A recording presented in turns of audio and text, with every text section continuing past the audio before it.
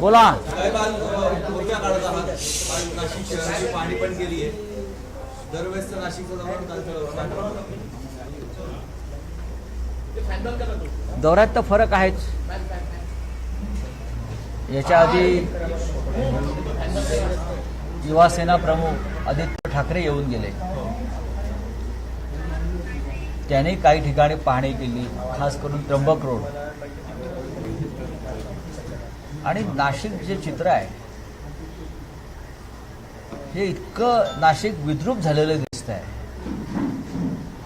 म्हणजे नाशिक कधी अशा परिस्थितीमध्ये दिसेल अशी आम्ही कल्पनाही केली नव्हती.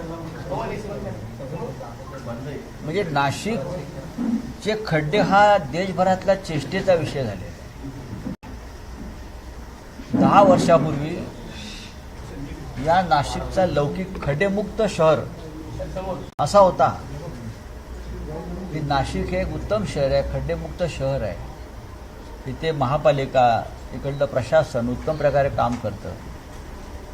पण आजचं चित्र जे आहे ते अत्यंत भयंकर आहे. आम्ही काल एका मखमलाबाद रोडवर गेलो होतो.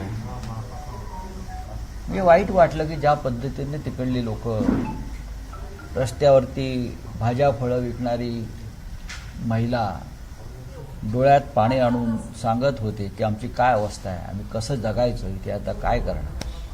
म्हणजे नाशिक शहरातल्या प्रशासनानं लोकांना रस्त्यावर स्विमिंग पूल निर्माण करून दिलेले आहेत. हां, स्विमिंग पूलच आहेत, एवढे मोठे मोठे खड्डे आहेत स्विमिंग पूल. आता आम्ही 2-4 खड्डे मी पाहिलेले आहेत, त्याच्यामध्ये भाजपचे 80 नगरसेवक टाकता येतील, एवढे मोठे खड्डे आहेत. आणि एक दुसरा छोटा खड्डा बघितला, त्यात मिंदे गटाचे सगळे एकत्र करून टाकता येतील, एवढे मोठे मोठे खड्डे झालेले आहेत. काय करते प्रशासन किंवा तुमचे जे इकडले सोकॉल्ड पालकमंत्री आहेत, कुंभमेळा मंत्री आहेत, कुंभमेळा आयुक्त आहेत, नाशिकचे आयुक्त आहेत. म्हणजे एवढा निर्ढावलेपणा यांच्यामध्ये येतो कुठून? 10 लोक मरण पावले, तुम्ही सांगताय 7, 8, 6 नाही, आकडा जास्त आहे. माझ्याकडे जी नाव आहे ती 10 लोकांची आहे. रस्त्यावर 10 लोक खड्ड्यात पडून मरतात तुमच्या हलगर्जीपणामुळं. आणि महापालिकेच्या आयुक्त असतील, मला शेखर सिंग नावाचे जे आयुक्त आहेत त्यांनी माफी मागितली. बरं, काही संवेद नाही की त्यांनी